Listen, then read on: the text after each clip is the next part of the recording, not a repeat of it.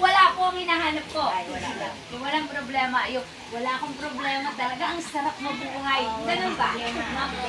Ang sarap talaga yung mga bata na wala silang problema. Pero mga nanay yung tinatanong ko eh. Mga nanay. So aminado po tayo na meron po tayong mga burden, no? Pain, alright? Shame, and guilt. Okay, ano po yung burden? Kabigatan. Pain, sakit na nararamdaman, physical man o emotional, nasasaktan tayo. Shame, nahihiya tayo, lalo na pag nakasalubong natin yung inutangan natin. No, na napangakuan natin ng bukas, sa katapusan pala ng mundo. So, nahihiya tayo, may shame tayo, ayaw natin magpakita kasi nahihiya tayo. Guilt, nag-guilty tayo dahil minsan kailangan natin magsinungaling. No? Kailangan natin magsinungaling para lang talaga tayo ay, makagawa ng bagay na dapat nating gawin. Dumidiskarte tayo. Minsan, kahit hindi naman totoong gold, binibenta natin, sasabihin natin, totoong gold yan, totoo yan, 24 yan. Kahit wala po talagang cake, totoo yan, panindigan natin. Kasi kailangan. So, meron tayong guilt. So, lahat po yan, shame, burden, pain, no? Suffering, lahat po yan, nararanasan po ng tao. But yung binasa ko po kanina sa 1 John 5:11-13, ang patutupo na ito ay nagpapahayag na ang Diyos na nagbibigay sa atin ng buhay na walang hanggan at makakamtan lang natin ito sa pamagitan po ng kanyang anak, walang iba po kundi si Jesus Christ. Alright, so ano nga ba ang relasyon natin ngayon sa anak? Kapag kilala natin ang ama, kilala natin ang anak. Kapag kinilala natin si Jesus, dapat kikilalanin natin ang ama. Kung kinikilala natin ang ama, kikilala natin ang anak. Alright, ang tanong, kung tayo po ngayon ay may tamang relasyon sa Panginoon, malamang po hindi magiging mapabayaan po ang ating mga pangangailangan. Bakit po? Kasi sabi dito kanina, kapag tinanggap natin ang anak, no, tayo po ay tawaging anak ng Diyos. Ibig sabihin, pag anak ka ng Diyos, mayaman ng Diyos, may kayang Diyos na ibigay ang pangangailangan mo, mayroon pong dadaloy na blessing para sa atin. So ano pong problema nakikita natin dito, Mami?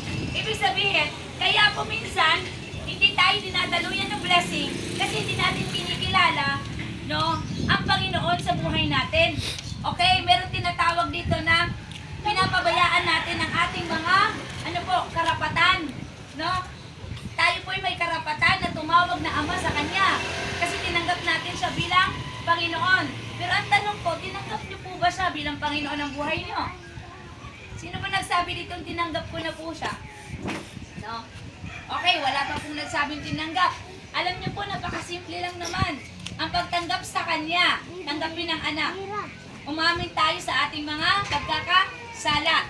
At anda po ang Ama na patawarin tayo sa ating nagawang pagkakasala. So doon po, nagkakaroon po tayo doon na tinatawag na relationship. Nagkakaroon tayo ng relasyon. Amen. So dati, nahihiya kang magtawag sa kanya ng tatay. Ngayon, tatawagin mo na siyang tatay dahil meron ka ng binuo o binild up na relasyon. Ama, dadaloy papunta sa atin. Kaya nga, pag tatawag tayo sa kanya, Panginoon ko, tulungan mo ako. Kapag alam mo sa sarili mo na hindi ka nagkulang, bilang pagtugon sa kanyang panawagan, hindi ka mahiyang patawag sa kanya. Bakit po? Kasi po, ikaw ay may tamang ugnayan sa Panginoon. Naintindihan po man natin. Ngayon, nagtataka ba kayo? Bakit kahit anong tawag ko, hindi dumadalo yung pagpapala? Saka lang tatawagin, tama ba natin? May punto po ba ito? Diba ang ambulance, kapag may emergency, kung mahihimatay o mamamatay na, tawag ng ambulance. Kasi ang ambulance na magdadala saan? Sa ospital. Baka gano'n ang ginagawa natin sa Panginoon. Tinatawagan lang natin siya pag hirap na tayo. Pero kapag hindi tayo nahirapan, hindi tayo tatawag. Hindi tayo mananalangin. Hindi tayo pupunta sa simbahan. Alam niyo po ba, na importante po na tayo ay pupunta para sumamba sa Diyos, kahit saan po ba kayong simbahan na bilog. Pero kung kayo po ay may tamang relasyon kay Lord, pupunta kayo sa mga simbahan niyo para mag-honor kay Lord, para magpuri kay Lord. Naintindihan po ba natin? Ngayon po ang dahilan niyo, ang layo kasi ng simbahan namin. Meron naman mga simbahan dito na tinatawag nating house church. nagsisimba sa loob ng tahanan. Kasi nung una po, sa panahon po ni Pablo, sa panahon po nila Pedro, merong tinatawag na house church ang tawag. Ito po, house church po dito, no, ng Ignite. So, kahit bahay to, ginagawa kong simbahan ang tawag house church para lang matugunan yung ang pagtugon ng mga tao sa pagpunta sa simbahan kasi ang layo lang Jerusalem. Pupunta pa sa doon, sa Quiapo, pupunta ang layo po. So kung isipin natin, sa layo, wala tayong pamasahe, at yun ang dahilan natin kay Lord pag ikarte. Oy, ba't hindi ka nagsimba na Kasi sa Quiapo pa pong simbahan, Lord, ang layo ng gentry. Okay, so ngayon wala na tayong ilan. Kasi nilalapit na ni Lord sa inyo ang tinatawag na house church. Okay, so bilang Panginoon, ang Panginoong Diyos ay handang magiging pastol sa inyong lahat. Ibig sabihin ng pastol, tagapangalaga. Gusto ng Panginoon na kayo'y alagaan, no? Kayo'y bibigyan niya ng ano po? Protection. Ano pang ibibigay nila sa inyo? Tulong. Okay? Alam niyo po ba, kung makikita niyo lang po sa inyong mga physical na mata, baka talagang hihingi kayo ng tulong sa Panginoon. Dahil ang mundong ito ay punong-puno ng mga bad spirit, mga masasamang espiritu. Okay? Kaya magtaka ka, itong kausap mo ngayon, matino, bukas inaway ka na. Dahil po, mayroon pong nagko-control dyan na masamang espiritu. Naiintindihan po ba natin? So, hindi po natin pwedeng atakihin yung tao na yun. Aatakihin dapat natin yung masamang espiritu na gumamit sa katawan ng tao na yun para atakihin ka. Kaya kailangan yung matutong manalangin. At kapag kayo ay anak ng Diyos, sa pangalan ni Jesus, lumayas ka. Ikaw na masamang espiritu. Magugulat ka, bukas matinuna naman yan, maayos na naman ang isip niyan. Bakit po? Kasi po, ang kapangyarihan ng Panginoon, haleluya, ay napakalaki. At kapag tawagin natin ang kanyang pangalan, may magandang resulta sa pagtawag sa kanyang pangalan. Naintindihan po ba natin? So, kapag tayo po, no, ay anak, may pamana sa atin. Okay? Hindi ba tayo nagkaroon ng pamana mula sa ating mga magulang, pero dito may pamana. Ano po yung pamana ng Diyos sa atin? Buhay na walang hanggan. Ang tanong ko sa inyo, sige, taas nyo lang ang kamay nyo. Sino dito yung pangarap niya na dun siya sa langit pupunta? Taas ang kamay. Ako lang naman pupuntang langit. Lahat po. Sige po, honestly na pagkatugon. Nangangarap po ba kayo, pagkatapos ng mundong ito, pagkatapos sa buhay na ninyo sa mundong ito, sa langit kayo punta? Taas ang kamay. Taas po, yun naman. Okay, ayan. Very, very good po sa inyo na. Alam niyo, masarap po pala talagang pangarapin na after this life, there is another second life. Pagkatapos ng buhay na to, nanay, may pangalawang buhay. Pagkatapos sa unang kamatayan dito sa mundo, may pangalawang kamatayan. Okay? At mayroon tinatawag na buhay na walang hanggan. Ngayon, ang tanong natin, nangarap ka palang pupunta ng langit. Bakit pagpunta sa simbahan, hindi mo kayang pumunta? May kausap po ba ako? Tama po ba? Nangarap ka palang pupunta ng langit. Bakit pagtawag lang o panalangin, hindi mo pa kayang gawin? Tama po ba? Naintindihan po ba natin? Amen po ba? Ang hirap kasi sa tao, no? Ganyan na nga yung sitwasyon natin, hindi pa tayo marunong tumawag sa Diyos. Do or die na to. Sa mabuhay o sa mamatay, dapat may Diyos ka. Kasi, wala mang assurance dito sa mundo, pero sa kabilang buhay may assurance para sa'yo. Guarantee, panalo ka po doon. At hindi po ikaw ang mawawalan. Kundi ang magbenepisyo, walang iba, kundi ang kaluluwa mo na yan. Itinaan po ba natin? May nakuha po ba kayo ngayon? Ano ba ang plano ng kaaway? Ulitin ko sa inyo. Sabi ng John 10:10, ang kaaway pumunta rito, magnakaw, pumatay, mangwasak. Yan ang plano niya. Pero, ang plano ng Panginoong Hesus sa atin ay bigyan tayo ng buhay na walang hanggan. Yan ang plano niya para sa atin. Bakit tayo ngayon nahihirapan? Bakit tayo may depression? Bakit tayo may burden? Bakit tayo may shame? Bakit tayo may anxiety? Bakit tayo oppressed? Bakit kahit anong gawin natin pagsusumikap, binenta mo na lahat, hindi ka pa rin yumayaman because you are under the attack of oppression from the enemy. Ikaw kasi, ang target ng kaaway, sa kalalagayan na yan, ayaw kang i-release ng kaaway. Gusto ka niya habang buhay ka dyan.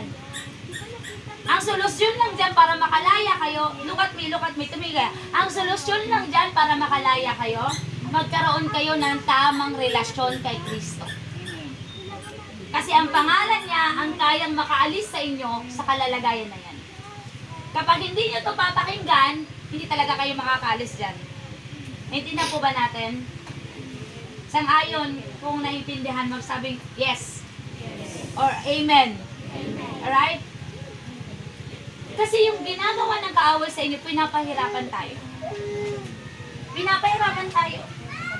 Kahit anong gawin natin sa buhay, pinapahirapan tayo. Kaya ang lagi ng bungad, ganito, umaga pa lang. No, nagmumura na. Ang buhay naman na talaga na ito, grabe, pahirap.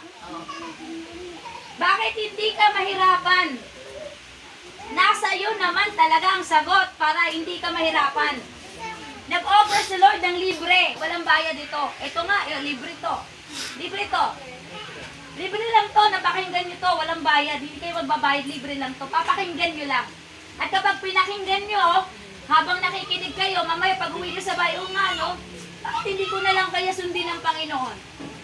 Bakit hindi ko na lang kaya siya sundin? Bakit nasusunod pa rin yung gusto ko? Kasi yan po yung oppression na tinatawag na mula sa kaaway. Hihilahin ka talaga ng kaaway.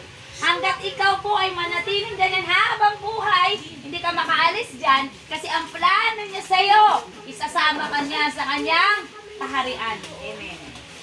Ang plano ni Lord din sa'yo, isasama ka niya sa kanyang kaharian. So may dalawang naglalaban sa'yo. This is the good and this is the bad. Alright? But most of the time, ang nanguna sa atin ang bad influence. Ang nangunguna sa atin kasamaan. Galit po ang Panginoon, no, sa kasalanan. Hindi galit si Lord sa inyo. Galit si Lord sa kasalanan, no, na ginagawa natin, doon siya nagagalit. Pero hindi siya galit sa iyo, mahal ka niya.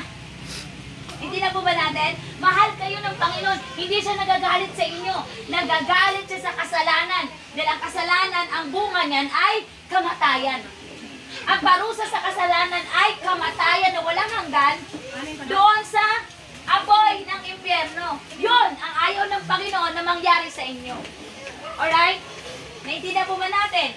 Kaya ngayon, kung meron ka pang bisyo, mag-isip-isip ka. Ako, masaya ako ngayon sa nangyari sa Senate. Papasara lahat ng online game, gambling. Bakit? Araw-araw, ilang mga magulang ang nagpapakamatay dahil sa scatter. Ilang mga bata ang naulila dahil sa sugal. Ilang mga batang mawawalan ng magulang dahil sa sugal. Ilang buhay ang nawasak. Ilang mag-asawa naghihiwalay dahil sa sugal. Because the enemy wants to destroy your Filipino people. Gusto ng kaaway, wasakin kayo. Gusto ng kaaway, kayong ilagay sa tormente ng buhay nyo. Ngayon, ano pang maging buhay natin kung wala na pag-asa? Wala nang maniniwala sa iyo. Bakit? Utang ka ng utang para sa bisyo mo. Utang ka ng utang para sa scatter. Lahat na lang pinagbebenta mo. Alam mo, daig mo pa nagsabuhi. Sa sugal. Bakit? Winawasak mo ang kinabukasan ng anak mo. Mga nanay. Alright? Huwag kayong masyadong tingnan nyo lang ang sarili nyo. Libangan lang po. It's not a simple libangan. Wawasakin niya ng future ng mga anak ninyo. Kaya tuwan-tuwa ko ngayon that the Senate is running that kind of bill. Tanggalin lahat ng online sugal. Bakit? Maraming mga Pilipinong bata ang mawawalan ng magulang. Dahil ilang araw nagpapakamatay. Nagbibigti dahil wala ng pambayad sa kanilang bisyo. Ilang mga seaman ngayon ang nang bangkarote. Ilang mga government employees ang nang bangkarote. Mahirap na nga tayo. Masyado pa tayo napapahirapan. Bakit?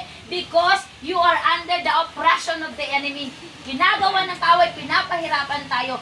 Imulat niyo yung mga mata niyo, imulat niyo yung isipan niyo na ang bisyo ang nagpapahirap sa buhay natin kaya tayo mahirap. Naintindihan po ba natin?